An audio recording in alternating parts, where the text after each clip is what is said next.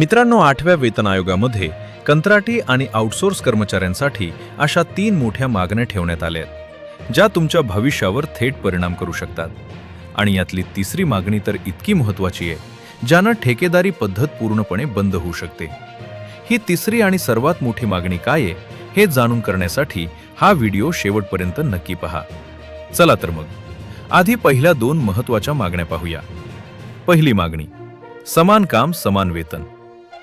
सर्वोच्च न्यायालयाच्या नियमानुसार नियमित कर्मचाऱ्यांइतकेच काम करणाऱ्या कंत्राटी कर्मचाऱ्यांनाही किमान मूळ वेतन आणि महागाई भत्ता मिळालाच पाहिजे.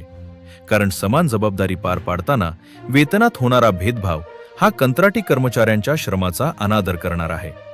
दुसरी मागणी: कंत्राटी कर्मचाऱ्यांना EPF, ESIC, वैद्यकीय विमा आणि हक्काच्या रजा यांसारख्या सर्व सामाजिक सुरक्षा तातडीनं लागू कराव्यात, जेणेकरून कंत्राटी कर्मचाऱ्यांच्या आरोग्याची आणि भविष्याची आर्थिक हमी मिळून कोणत्याही आपत्कालीन परिस्थितीत त्यांना आणि त्यांच्या कुटुंबाला पूर्ण सामाजिक व वैद्यकीय संरक्षण मिळेल.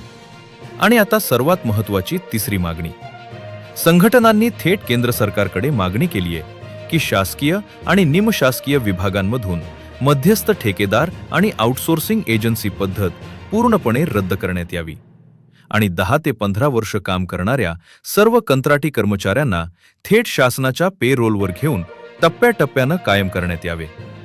जर ही तिसरी मागणी मान्य झाली तर लाखो कंत्राटी कर्मचाऱ्यांचे भविष्य बदलू शकते. तुमच्या मते कंत्राटी पद्धत पूर्णपणे बंद झाली पाहिजे का?